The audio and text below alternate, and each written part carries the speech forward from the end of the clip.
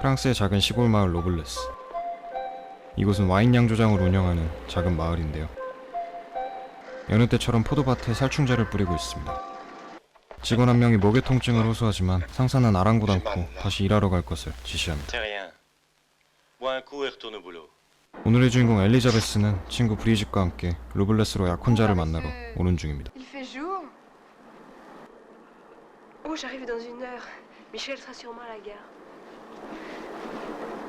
들뜬 마음으로 곧 내릴 준비를 하던 그녀의 앞자리에 한 낯선 남성이 자리하게 되는데, 남성의 오른쪽 볼에 기포 같은 것이 올라오기 시작합니다. 충격적인 몰골에 당황한 엘리자베스는 화장실에 간 친구를 찾아 기차에서 내리려는데 남자는 벌써 친구를 살해한 상황이었죠.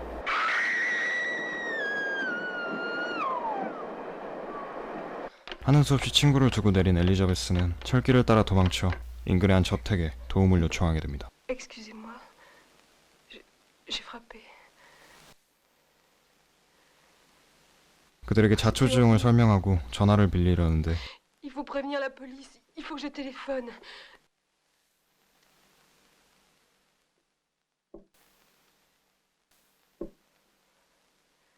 Je vous en prie. 어째서인지 남성은 비협조적인 자세로 일관하고 그의 딸로 보이는 여성은 잠시 몸을 거처는 제공하겠다며 엘리자베스를 데리고 위층으로 올라갑니다. 엘리자베스는 어두운 방에 이불을 들춰보게 되는데 처참하게 죽어있는 시체가 그녀를 맞이합니다. 이에 여성은 엘리자베스를 안정시키고 아버지도 이미 정체 모를 바이러스에 감염되어 어머니를 죽였다고 말하죠. 아직 정신이 온전한 듯한 여성은 엘리자베스에게 차키를 주며 당장 이곳을 떠나라고 하는데, 바로 그때 이미 감염이 많이 진행된 아버지가 그들의 앞을 막아섭니다. 무자비하게 둘을 폭행하는 아버지는 딸이 전염된 사실을 숨기고 있다는 것을 알고 있었고,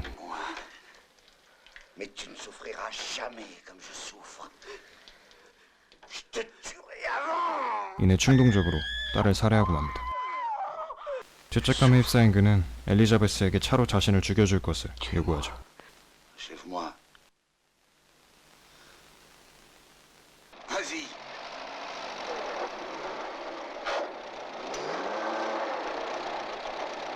남자를 지려밟고 다시 마을로 길을 떠난 엘리자베스. 길을 잃은 그녀는 옆마을에서 눈이 먼 루시라는 여성과 조우합니다.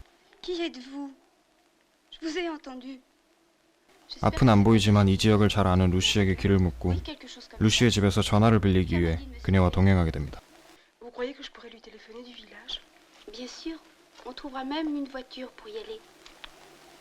그렇게 루시의 마을로 향하는 길.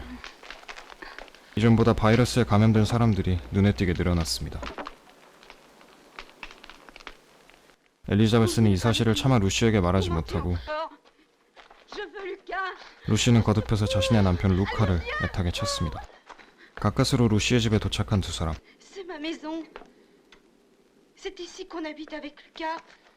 루시는 루카가 집에 없는 것을 확인하자 밤중에 위험하게 홀로 루카를 찾아 나섭니다.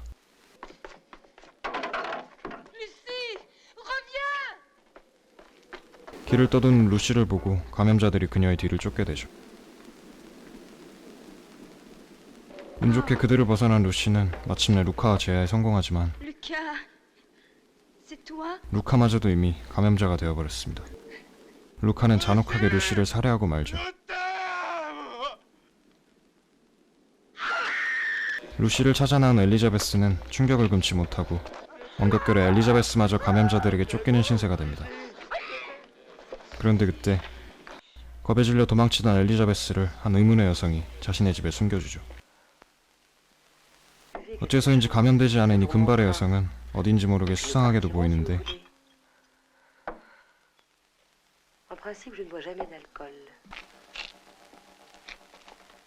Vous savez où c'est, Roublès?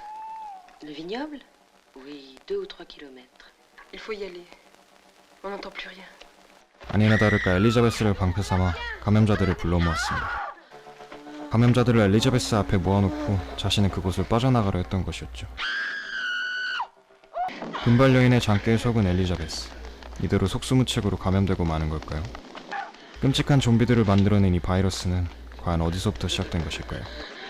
지금부턴 영화의 결말을 포함하고 있습니다. 결말을 원치 않으시는 분들은 참고해주세요. 절체절명의 순간, 생존자인 폴과 루시엔이 추가 생존자를 찾기 위해 나타납니다. 총소리를 들은 감염자는 엘리자베스의 입을 막고 금발의 여인은 유유 이곳을 빠져나가려 합니다. Moi de cet enfer. Ils sont comme fous, défigurés. Ils vont nous tuer. Emmenez-moi. C'est notre voiture. Allez, monte là. 바로 그때 엘리자베스가 가까스로 비명을 질러 자신의 위치를 알리고 Non, non, non, on aurait dit la même voix que tout à l'heure. J'ai rien entendu. 두 남자는 그녀를 구하러 다시 마을로 들어가 감염자들의 본거지에 다이너마이트를 설치하기 시작합니다.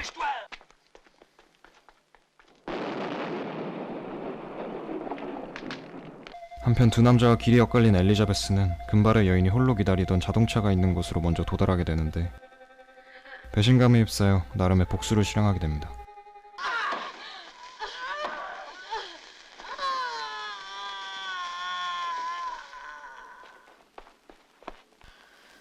이에 분노한 여인은 자포자기의 심정으로 다이너마이트가 실린 차를 폭파하여 스스로 목숨을 끊죠.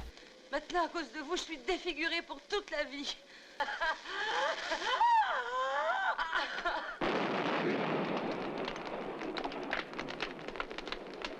하는 수 없이 걸어서 로블레스까지 다시 한번 길을 떠나게 된 세 사람. Ça va? Peut-être du vin de- 셋은 나름대로 감염의 시발점을 유치하게 되는데 감염되지 않은 세 사람의 공통점은 바로 와인을 마시지 않았다는 것이었습니다. Toute la région est comme folle. On dirait que les gens ont la peste. 마침 엘리자베스의 약혼자 미셸이 로블레스의 양조장의 관리자였기 때문에 그들은 로블레스로 가서 이 모든 문제의 실마리를 찾으려 하죠. 그런데 우여곡절 끝에 도착한 로블레스는 사람 하나 없이 이미 고요한 상태인데요. Je vous parti, hein. Parti, vous croyez, oui. Oh, tais-toi. Allô? Oui, bonjour. Écoutez, voilà, nous sommes à Roublès, là. Il y a tout un village qui s'est entretenu juste à côté. 전화로 구조 요청을 해보니 다행히 감염은 로블레스에서만 Ils 이루어지고 sont 있다고 corrompus 합니다. hier soir. Il y a des colonnes de secours qui sont en marche et qui ratissent la région. 이 사실에 한시름 놓은 남자들과는 다르게 Quand je lui ai raconté 엘리자베스는 이상한 낌새를 느끼고 양조장을 다시 찾게 됩니다. 그곳에서 아니나 다를까 약혼자 미셸과 다시 재회하게 되죠. Elisabeth, n'approche pas. 그런데 미셸도 이미 감염을 면치 못했고 마지막 남은 의식으로 그간의 이야기를 Ils 털어놓습니다. sont tous partis empoisonnés par le pesticide que j'ai fabriqué.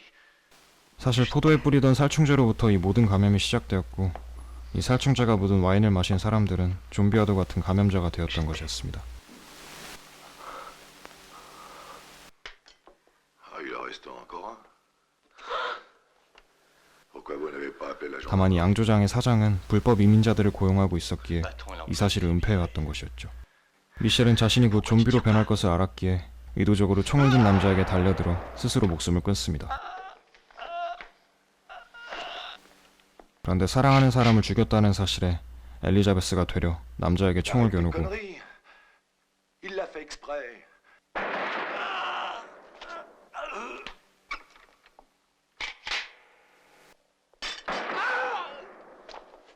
마침내 두 남자 모두를 살해한 채 양조장 밑바닥에서 미셸의 피를 맞으며 영화는 그렇게 찜찜한 끝을 맺습니다.